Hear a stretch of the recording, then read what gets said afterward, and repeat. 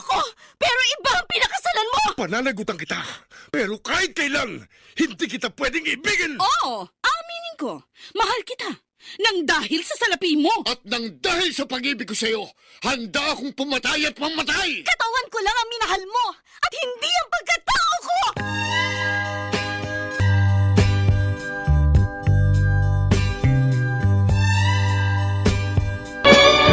Ang daya niyo naman, Nay. Sabi niyo, attend kayo sa graduation ko. Sabi niyo, kayo ang magsasabit ng medalya sa akin. Pero bakit ganon? Umalis lang ako para kunin yung toga ko. Pagdating ko, wala na kayo. Bakit ganon? Paano na ako ngayon? Beverly, magang-maga na mga mata mo sa kaiiyak. Tama na, Iha. Tama na. Sir Drigo, wala na po ang nanay ko. Wala na nga si Itay. Pati si Inay, iniwan din po ako. Tanggapin mo na lang, Iha, na marahil hanggang dito na lang ang buhay ni Senny. Hindi na po ako masasabitan ng medal ni Inay. Ibibigay ko pa naman po sana ang medal ko sa kanya. Yung pala, hindi na niya makikita yun kahit kailan. Narito naman kami ng Ma'am Lucita mo. Kami na lang ang magsasabit ng medalya sa'yo sa graduation mo. Sir? Oo nga. Sasamahan ka namin sa araw na yon. Kaya huwag ka na umiyak, ha? Sabayan mo na lang kami maghapunan. Kaninang umaga ka pa hindi kumakain. Baka magkasakit ka. Sayang naman kung hindi ka makararating sa graduation mo. Ay, Jack, na kung nakikita ka ng nanay mo, malulungkot siya pag nangyari yun. Lucita, nakabili ka na ba ng stock natin ng Pride detergent? Rodrigo, alam ko kailangan natin yon. Kaya hindi ko nakalimutan bilhin na mag-grocery ako. Mabuti naman. Si Marita kasi yung laging bumibili noon para sa atin. Teka, di ba sabi mo masakit ang ulo mo? Bakit ayaw mo pa matulog? Hindi kasi maalis sa isip ko si Beverly. Aawa ko sa kanya, Drigo. Pareho lang tayo ng nararamdaman. Pero anong magagawa natin? Wala na nga si Senny. Hindi nga natin alam na may sakit pala siya sa puso. Eh, siguro inilihim niya yun. Para wag tayong mag-alala, lalo na si Beverly. Nasaktan ng labis yung bata. Mahal na mahal siya ng kanyang anak. Siya ang inspirasyon ni Beverly. Drigo, tulungan natin si Beverly. Wala na siya matitiran ngayon eh.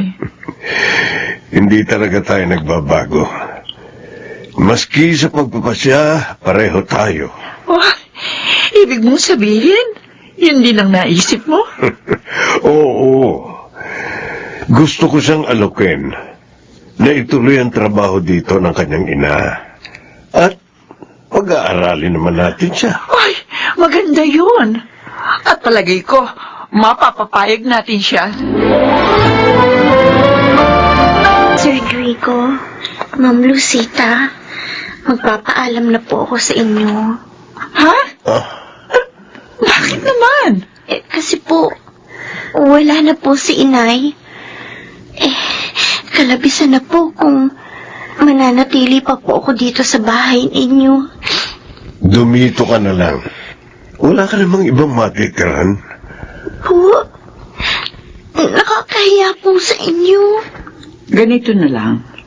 Kung papayag ka, ikaw na magpatuloy ng trabaho dito ng nanay mo. At pag-aaralin ka naman namin sa kolehiyo. Po? Gagawin niyo po yun? Batang ito. Oo. Kahit ano pang kurso ang ibig mong kunin. Maraming salamat po, sir. Ma'am, maraming salamat po.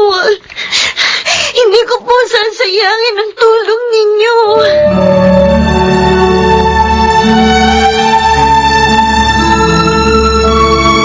Daddy, bakit naman ganon? Bakit pinatira niyo dito ang Beverly na yon? Dana, naging tapat na kasambahay natin ang nanay niya. Umanaw nga sa panahon ng trabaho eh. O di sana binigyan niyo na lang ng konting pera. Mabuti na yung dumito siya. Makapagtatrabaho na siya, makapag-aaral pa.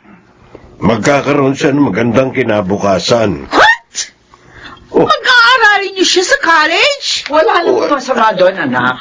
Pero Mommy, Daddy, malaking gastos ang magpaaral sa college. Baka mamaya mahirapan kayo. Sige, kayo rin inaalala ko. Nagbibiro ka ba? Alam mong kaya namin magpaaral. Kahit ilang tao pa. Mamaya mo lumaki pa ulo nun. Palagay ko hindi mangyayari yun. Dahil pinalaki ni Senny si Beverly na mabait at mababang loob. Masipag at matalino pa siya. Kaya hindi nakapanghihinayang na tulungan. Ano bang problema, pinsan? Bakit ka na pa rito? La, gusto ko lang magpalipas ang sama ng loob, Kuya Steven. Masama ang loob mo? Kanino? Kina Mommy at Daddy. Ha? Ay, bakit naman nagtatampo ka sa kanila? May hiningi ka ba sa kanila na hindi binigay? Wala. Hindi naman pwedeng hindi nila bigay yung gusto ko. Lalo ako magagalit. Oo, spoiled ka eh. Eh, ano nga ba yung pinagtatampo mo sa kanila? Sinamahan nila si Beverly sa graduation niya. Binili pa nila ng damit at sapatos. Oo nga. Kakainis. Graduation nga pala ngayon ng magandang anak ni Aling Senny. Yung namatay yung katulong. Ang balita ko pa, may award siyang tatanggapin. Bako pa kailang. Ito naman oh, nabanggit ko lang eh. Kahit marami pa siyang medalya, hindi pa rin magbabago ang katotohanan ng anak pa rin siya ng alila. Sobra ka naman, Dana. Ka naman ganyan? Ulila na nga yung tao, inaapi mo pa. Eh kasi kahit noon pa, ayoko na sa kanya eh. Kaya hindi ko siya pinapansin eh. Talaga naiinis ako doon. Dahil sa amin na siya magtatrabaho ngayon. Oh, ano? Nabusog ka ba sa dinner natin, Beverly? Opo, ma'am. Salamat po sa inyo. Ibinili niyo na nga po ako ng mga gamit. Sinamahan niyo pa po ako ngayong graduation ko. Tapos, kumain pa tayo sa labas. Okay, naging masaya naman kami sa pagsama sa iyo, Iha. Akala nga nila, kami ang parents mo eh. Kaya binati rin nila kami. Kaya ngayon, ako na lang mag-isa magde-dinner. Mommy, Daddy. Kasi, kumain na kayo sa labas kasama niya. Ay, anak, pasensya ka na sana. Minsan lang naman ito. Oh, sana nga minsan lang. Dahil hindi naman tama na masiintindihin niyo pa yung anak ng alila natin. Kesa sa akin, ano? Dana, hindi ka namin tinuruan ng ganyang pananalita. Basta, Beverly, pumasok ka na sa silid mo ha. Kami na ang bahala dito. Opo, Ma'am Rosita. Hindi ka dapat nagsalita ng ganon sa kanya. Wala siyang ginawang masama. Napasaya pa nga niya kami dahil inakala na marami na anak namin siya. At nagbigay ng karangalan sa amin. Talaga? Buisit? Sa akin pa nagalit. Ako na nga agrabyado. Nakapagsapit lang sila ng medalya dun sa anak ng dati nilang alila. Tuwang-tuwa naman sila. Hindi naman nila kamag-anak yun. Para pag malasakitan. Hindi ako papayag na maulit pa ito. Hindi!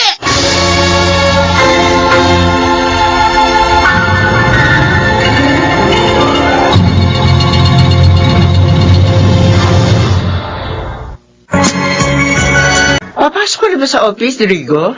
Oo, late na nga ako eh. Akala ko kasi sasabay sa akin si Dana. Kaya hinihintay ko. Nalaman ko na lang kay Beverly na nauna na pala siyang umalis sa akin.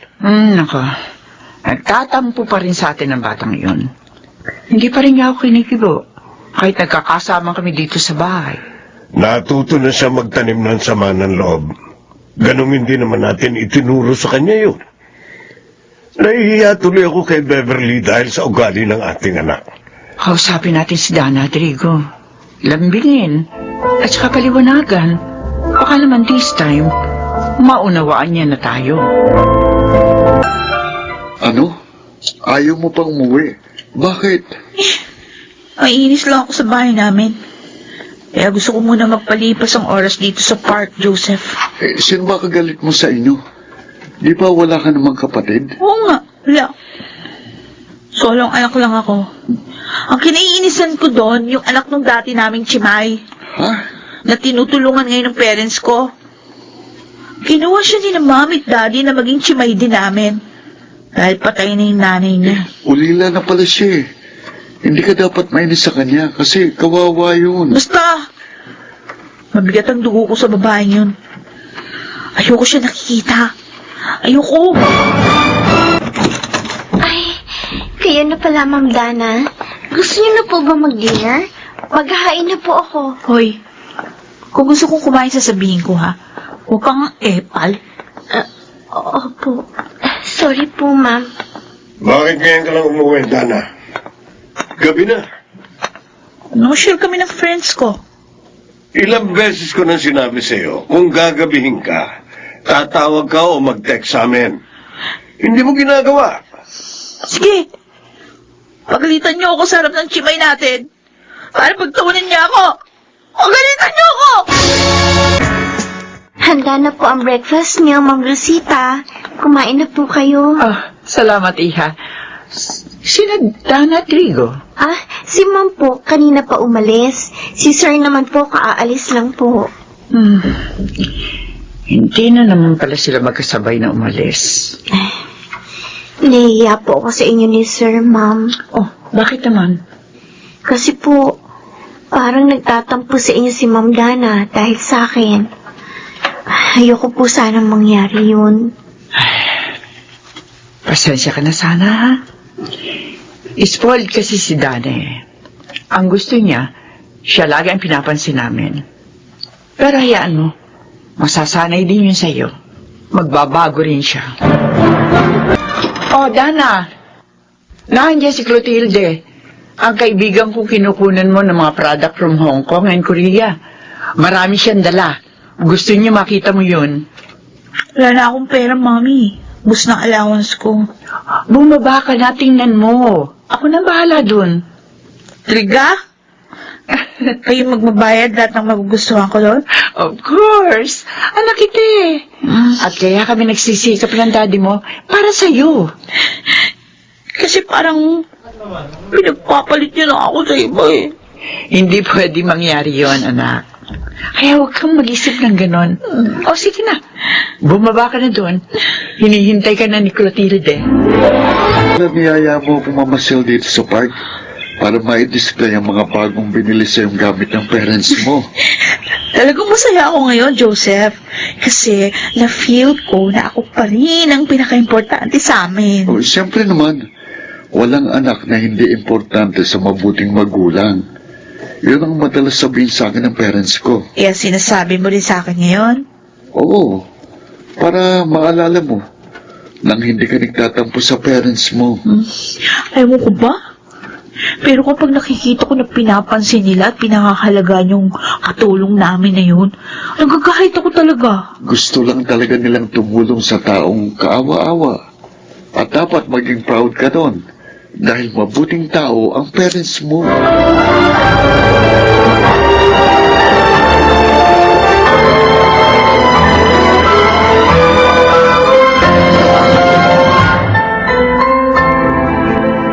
Drigo, nailagay ko na yung bagong unique toothpaste sa bathroom, ha? Salamat, Lucita. Good morning po, tita. Tito. Oh, narito ka na pala, Steven. Sabi po kasi ni Mami sa akin, pinapupunta niyo raw ako dito. Ay, oo, Steven. Pasasamahan sana namin sa'yo na mag-enroll si Beverly. May meeting kasi ako ngayon sa isang importanteng kliyente. At ang tita Lucita mo naman, sasamahan si Dana sa kaibigan ng Alahera. Kaya walang sasama kay Beverly. Pwede kayong samahan mo siya, iyo? Sure, tita. Tito. Wala naman akong gagawin sa office ngayon eh. Salamat. We'll call you up later para malaman ang nangyari. Okay po. Mabuti naman po pala. Wala nang tampo ni pinsan sa inyo. Inaam mo kasi siya ng tita mo. Kaya umain na rin ako. Para mapaliwanagan namin siya. Okay.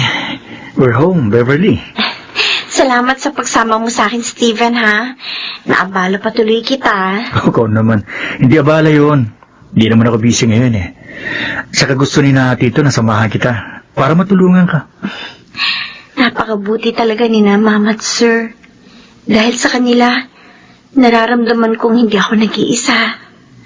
Kaya mag-aaral akong mabuti para naman matuwa sila.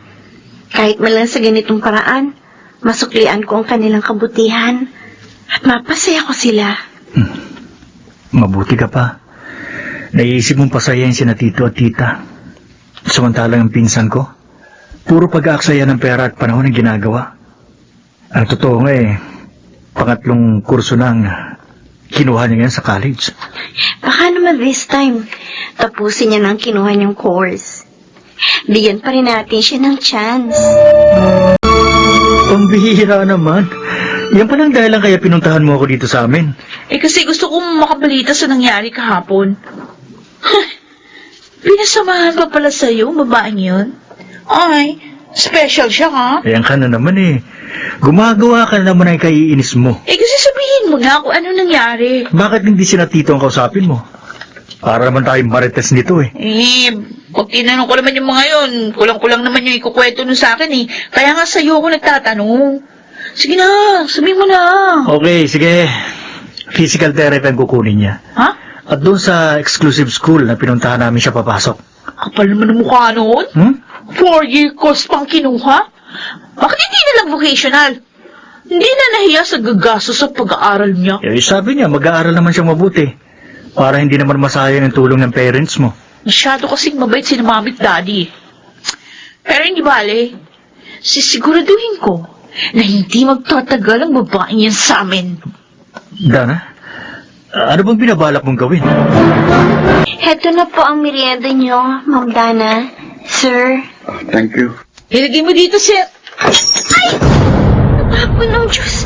Nabasag na yung mga baso. Ang tanga mo kasi! Hindi ka maayos mag-serve! Dana, Ma'am Dana, sorry po. Oh, sorry mukha mo. Iyak-iyak ka pa dyan. Bilisan mo, linisin mo na yan. Opo, Ma'am. Joseph, halika. Doon na lang tayo sa garden. Nakakasira ng araw ang tanga na ito bakit mo naman siya pinagsabihan ng ganun? Tanga kasi! Hindi nag-iingat. Wala siyang kasalanan. Sinagi mong dala niyang tray, kaya natapon ng laman. Uy, hindi ko naman sinadya yan Kung ganun, hindi ka dapat magalit. Dahil hindi rin niya gustong nangyari. Bakit ba pinagtatanggol mo yon? Ako ang kaibigan mo, hindi siya.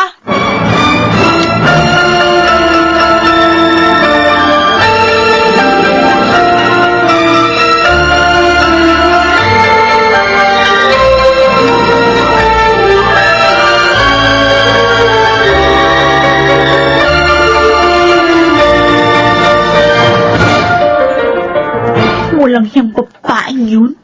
Sobrang paawa. Di lang si Mami ang nakukuha niya.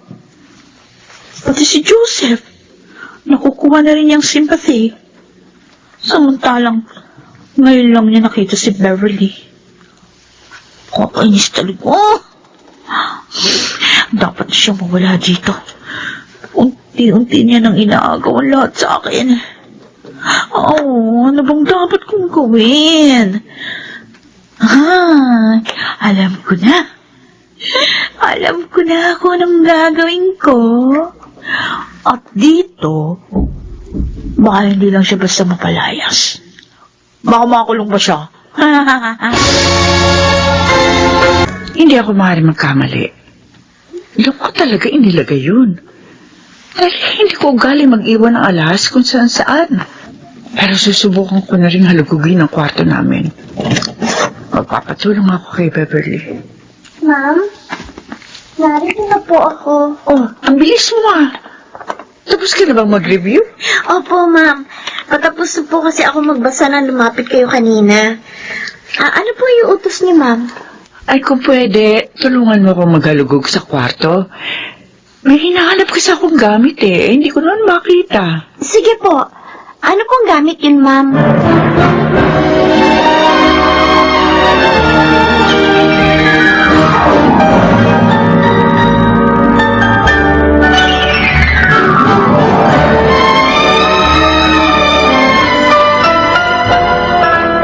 What?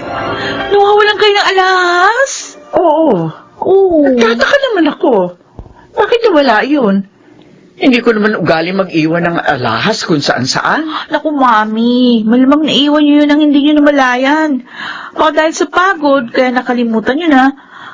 Baka mamaya may nakapulot nun. Tapos di na binalik sa inyo. Pero si Beverly lang ang naglilinis sa kwarto namin, anak. O kaya nga, malay niyo napulot niya.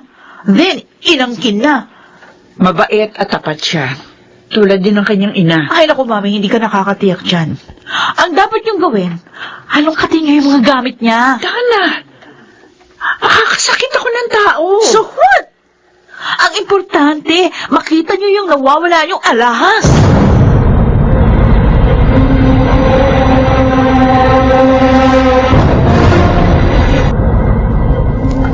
Ito ba nawawala mong alahas, Lucita? Ang brilyante mong kwintas? Oo, Rodrigo. Hindi.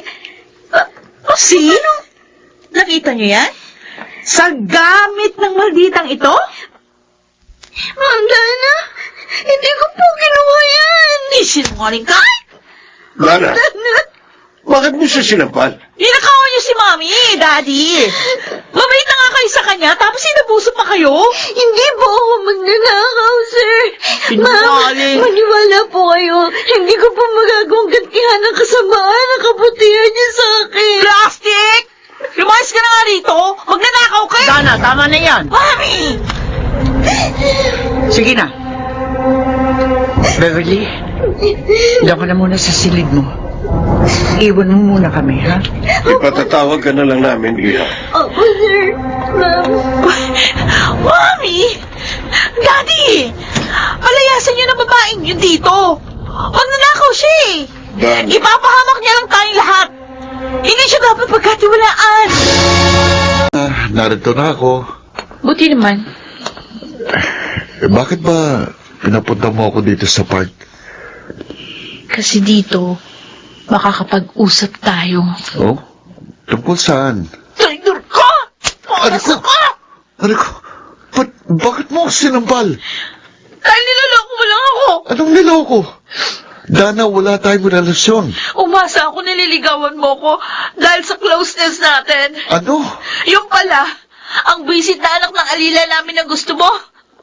Kung hindi ko pa narinig yung pag-uusap nyo, hindi ko malalaman. Dana, hindi kita pinaasa.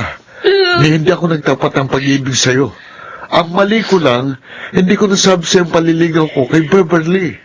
Dahil alam ko kokontra ka. Dahil galit ka sa kanya. Hindi ko alam na may damdamin ka sa akin, Dana. Bakit ano bang meron sa babaeng yun? Ah? At lahat kayo nakukuha sa akin. Problema, pinsan. Bakit ka umiinom ng alak? Dito pa sa bahay namin. Kasi gusto ko, samahan mo rin akong uminom. Total, nasa province naman ng mommy at daddy mo. Para namang hindi mo ako kilala, pinsan. Hindi nagbabago ang ugali ko. Kahit wala ang parents ko.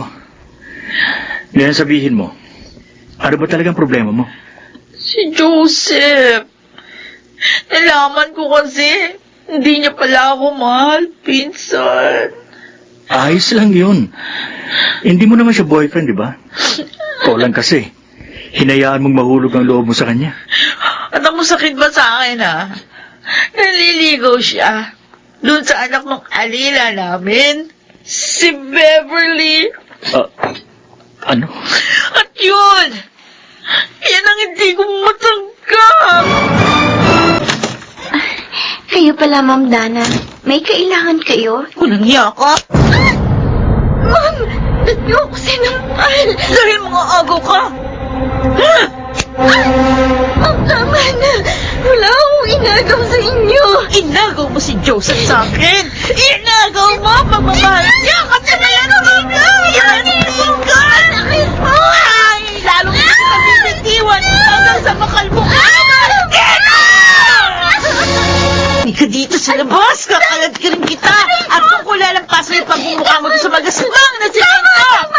Tama na! Sana! Itiwan mo siya! Bakit mo sinasaktan si Beverly? Rodrigo! Bakit mo siya binubugbog?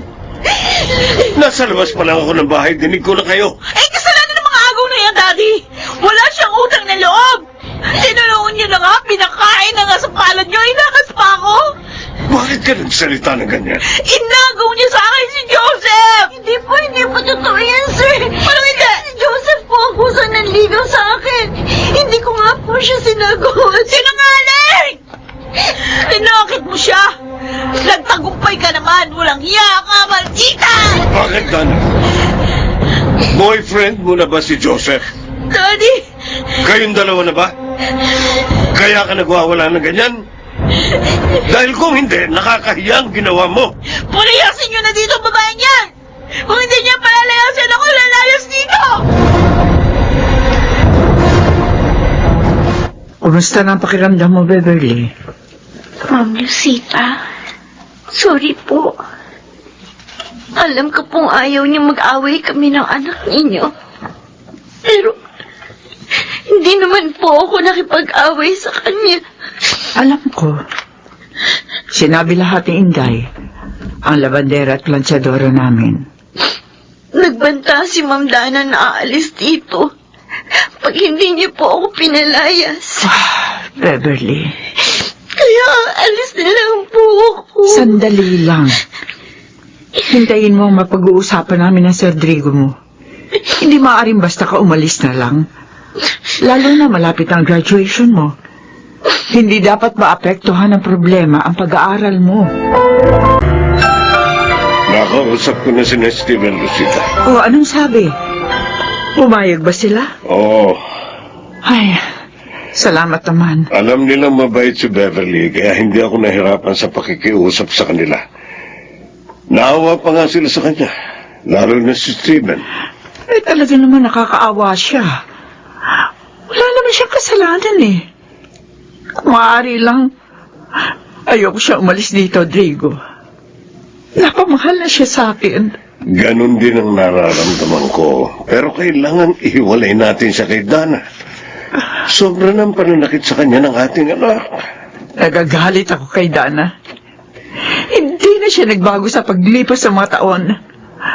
Napakalaki ng pagkakaiba nila ni Beverly.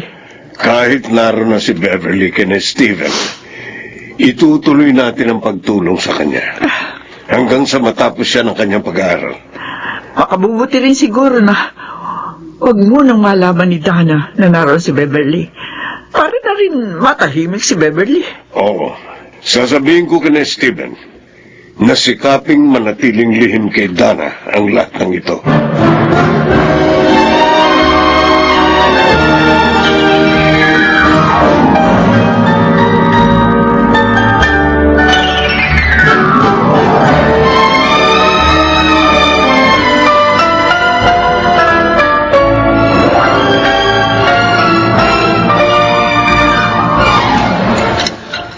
Ayan. Tapos ko nang hugasan ng lahat ng ligpitin dito sa kusina. Iba talaga pag may smart dishwashing. Madaling makatanggal ng dumi sa gamit. Mabango pa. Oh, Beverly. Bakit ikaw ang gumagawa dito sa kusina? Sabi ko kay Manang Nena, tutulungan ko na siya. At saka, pasasalamat ko na rin ito sa pagpayag din niyang tumira ako dito. Mabait ka. Kaya masaya kami nakasama ka. Lalo na ako. Steven? Kasi mas madalas na tayo nagkakausap ngayon. Matatahimik ka na rin dito. Dahil hindi ako papayag na guluhin ka pa ni Dana dito. Ilang araw ko nang hindi nakakausap si Beverly. Hindi ko na makontak ang cellphone niya. Iniiwasan kaya niya ako? O may nangyari lang? Mabuti pa. Puntahan ko siya sa kanila para hindi na ako nag-iisip ng ganito. Yung pala, para tanungin tungkol sa buwisit na si Beverly. Pasensya na, Dana. Ilang araw ko na kasi siyang hindi nakakausap. Ay, Joseph, kalimutan mo na yun. Sa akin mo na lang ibanin yung pansin mo dahil ako yung nagmamahal sa'yo. Kung wala dito ngayon si Beverly, aalis na ako. Babalik na lang ako sa ibang araw. Wala na siya dito. Ano? Pinalayas na namin. Saan nagpunta? Ha? Malay ko. Wala naman akong pakialam sa kanya eh. Buti nga, kung mapapahamak siya. Ay, salamat. Makakauwi na rin. Nakakapagod ang maghapon. Kaya lang ang hirap sumakay. Sayang, hindi ako masusundo ni Steven. Beverly, Joseph! Ikaw pala! matagal na kitang inaabangan dito sa labas ng ospital kung saan ka nag-OJT. Mabuti na lang, natsyempuhan din kita. Ay, Ano nangyari sa'yo? Bakit matagal ko nang hindi makontak ang CP mo? nagpalit na ako ng SIM card Ha? mula nung umalis ako sa kanila. Para na rin katatahimik nating lahat. Bakit ba? Anong nangyari? Sinaktan niya ako nang malaman na panliligaw mo sa akin. Buti na lang patuloy pa rin akong tinulungan ng parents niya. Inilipat ako kina Steven. Ang pinsan ni Dana? Oo, Beverly, maaari ba kitang dalawin doon? wag na, Joseph. Ha? Kalimutan mo na ako. Mga matahimik na tayo pare-pareho. Joseph, gusto kong maabot ang mga pangarap ko. Sana, maunawaan mo ko. Sundin mo na lang siya, pare. Ah, Kawawa naman si Beverly. Kung i-skandalohin na naman at sasaktan ni Dana. Steven, sabi mo hindi mo ko masusundo. Maaga ako natapos sa meeting namin eh. Kaya pinuntahan na kita. Let's go. Joseph, aasahan ko. Susundin mo ang pakiusap namin ni Beverly.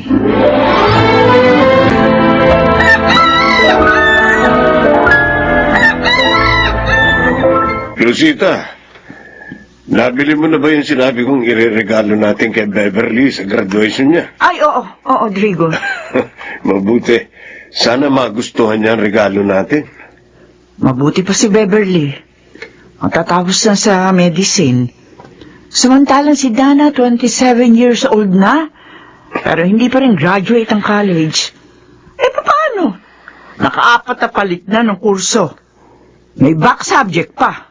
Walang tigil sa lakwatsa eh. Bala ko nga, pag bumagsak pa siya this time, hindi na natin siya pag-aaralin. Tama talagang desisyon natin na ilipat siya kina Steven at ilihim yung kay Dana. Sinungaling kayo! Ha? Ko ba naman, pinalayas niyo na talaga si Beverly. Niloko niyo lang pala ako. Dana? Nakuha na talaga ng malditang yun ang pagmamahal niyo sa akin. Tumigil ka nga. Kung umarte ka, para kang bata. Matanda ka na. Dapat nauunawaan mo na mga sinasabi namin sa'yo. Daddy! Ayaw mo tulungan namin ng ibang tao? Bakit? Dahil insecure ka. Dahil sila may narating. Pero ikaw na anak namin, wala pa rin. Sige! Pagtulungan niyo ako! Pagtulungan niyo ako! Ano ba talaga sasabihin mong good news? Galing dito sina Tito at Tita. Oh, Mm. sayang naman hindi ko inabot. Kinausap kasi ako ng resident doctor ng ospital eh. O ano sabi nila? Kamusta na sila? Ipagpapatayo ka rin nila ng clinic. Ha?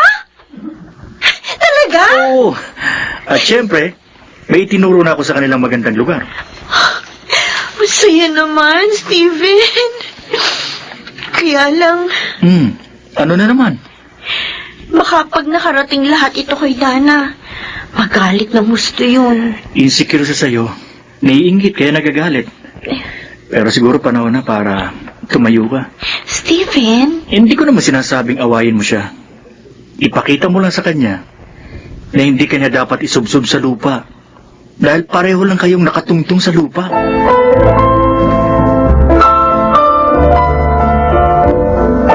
Ha? kapal ang mukha mo. Tinuro mo na nga ang mga magulang ko at si Joseph. Ngayon naman pati mga kamag-anak ko, ha? Walang hiya ka talaga! Walang hiya! Yan ang tinuro sa'yo ng walang hiya mong ina! Ang mga agaw! Tumigil ka na! Tiniis ko ang pagbibintang mo sa akin noon! Ang kalupitan at panlalait mo! Pero sobra ka na! Hanggang ngayon, masama pa rin ako sa tingin mo! Bakit? Dahil alila ang nanay ko! Hindi kasalanan ng maging anak ng alila! Nakausap ko si Steven. Pinuntahan pala't inaway na naman ni Dana si Beverly. Ano? Ang babae yun talaga? Hindi na nagbago? Ayoko sanang gawin ito, pero palagay ko, ito lang ang paraan para matauhan si Dana. Anong ibig mong sabihin? Ipagtapat na natin sa kanya ang katotohanan. Ha? Sasabihin na natin sa kanya? At anong katotohanan yon, Mami? Bakit hindi kayo magsalita ngayon? Mami! Daddy! Sabihin niyo! Dana, Tungkol sa tunay mong pagkatao, hindi ka namin tunay na anak ni Lucita. Hindi. Hindi totoo ang sinabi niyo? Hindi! totoo ang sinabi ng Daddy Drigo mo. 3 taong ka noon ang ampunin namin. Yun ay dahil hindi ka kayang buhayin ng iyong ina. Patay na kasi ang iyong ama. At ang naiwan sa kanya ay ang bunso mong kapatid. Hindi siya nagpabayad sa amin. Sa halip, pinili niyang magtrabaho sa amin bilang katulong. Para kahit papano ay makasama ka. No! Huwag niyo sabihin sa akin ng aking ina. Oo. Ay, Siya nga, si Senny. At ang anak na alila na maraming beses mong hinamak ay ang bunso mong kapatid. Si Beverly. no! Hindi! Hindi! Dana! Dana, magbalik ka dito! Dana! Hayaan muna natin siyang umalis, Lucita. Para makapag-isip. Ano bang mahalagang bagay ang sasabihin mo sa akin, Beverly? Gusto ko sanang magpaalam na sa inyo, Stephen. Ha? Aalis ka na dito? Oo. Pero, bakit? Nakakaya naman kasi kung titira pa rin ako dito. Ganong may trabaho na ako at kumikita na ng maayos. Baka kung ano nang isipin ng mga tao. Hindi mo naman sila dapat intindihin. May pagkakataon kasi na dapat ginatiisa-alang-alang ang ating kapwa. Dahil sa iisang mundo lang tayo naninirahan. Kung ganun pala, hindi na kita lagi makikita at makakausap. Maaari ka naman magpunta sa ospital na pinapasukan ko. O kaya sa bahay na uupahan ko. At kahit sa magiging klinik ko. Ayoko sanang mapahiwalay ka sa akin. Stephen? Beverly, I love you. Noon pa man. Pero sinikap kong hintayin ang tamang panahon para ipagtapat ko sa iyo ang aking damdamin. Nabigla naman ako. Sorry kung nabigla kita. Pero sana mapag-isipan mo rin ito. Akala ko mabait ka lang talaga. Yun pala. May damdamin ka rin sa akin. Rin? Oo. Dahil noon pa, mahal na kita. Ha? Pero, isinaisang tabi ko yun. Alang-alang sa mga pangarap ko. At sa mga taong tumutulong sa akin. Beverly, napakasaya ko. Salamat. Hindi ka magsisisi sa pagtanggap mo sa pag-ibig ko. Walang nangyari. Lahat sila hindi alam kung nasaan siya. May dala siyang konting pera nang umalis dito. Pero malamang, ubus na yun ngayon. Drigo, kausapin natin si Beverly. Sabihin na rin natin ang katotohanan sa kanya. Baka matulungan din niya tayo sa paghahanap sa kanyang kapatid. Ano po? Nawawala si Dana? Oo, Steven. Ilang araw na. Bakit po siya umalis nang walang paalam? Kasi hindi niya matanggap ang katotohanan ng kanyang nalaman. Ang lihim ng kanyang pagkatao. Teka, tito, tita. Huwag niyong sabihin, hindi niyo siya tunay na anak. Tama ka. Hindi. Ampun niyo lang pala siya. 3 taon pa lamang siya noon ang ampunin namin. Dahil hirap na hirap si Zenny, hindi alam kung paano kanyang bubuhayin. Sandali po. Bakit napasama po kami ni Inay sa kwento ni Dana? Dahil si Dana, ang panganay mong kapatid. Legal namin siyang inampun sa iyong ina. Dahil kailanman, hindi kami maaari magkaanak ni Drigo. Ang babaeng nanakit, sumira at humamak sa akin. Kapatid ko pala. Kung ganun, hindi ko pinsan si Dana. Oo, Steven.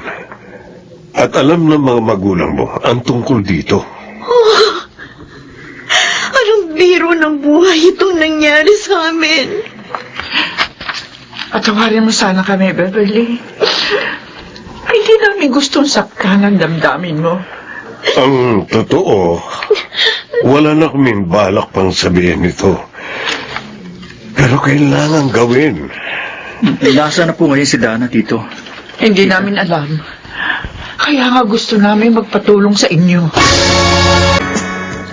Oh, anong masasabi mo sa bago mong clinic, Rebs? Ang ganda-ganda, Steven. Alam mo, napakasaya ko.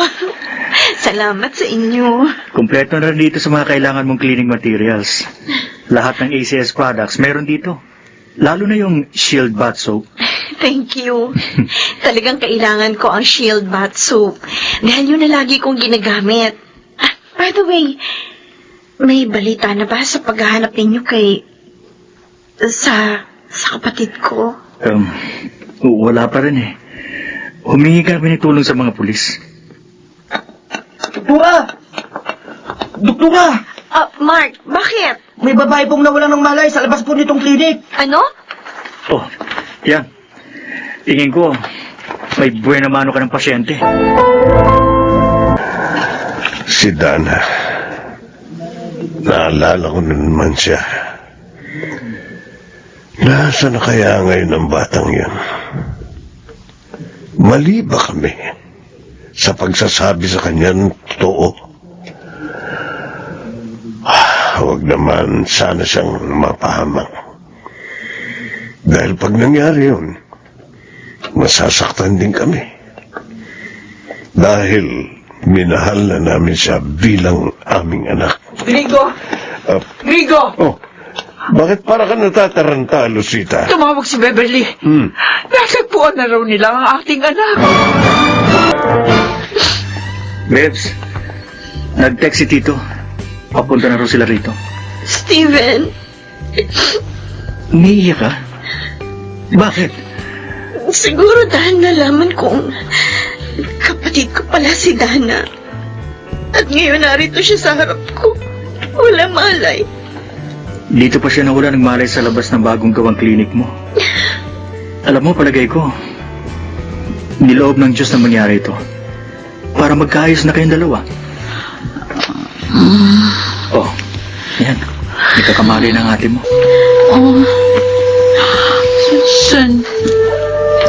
Saan ako naroroon? Dana, nawalan ka ng malay sa labas ng klinik na ito. Beverly. Ako nga. Ate. Alam mo na? Oo. at tinatanggap kita bilang kapatid ko. Sa kabila ng masasamang ginawa ko. Mas maaari pa namang ituwid yun. Salamat, kapatid ko. At patawad sa lahat-lahat ng kasalanan ko. Dana, kumusta ka na, anak?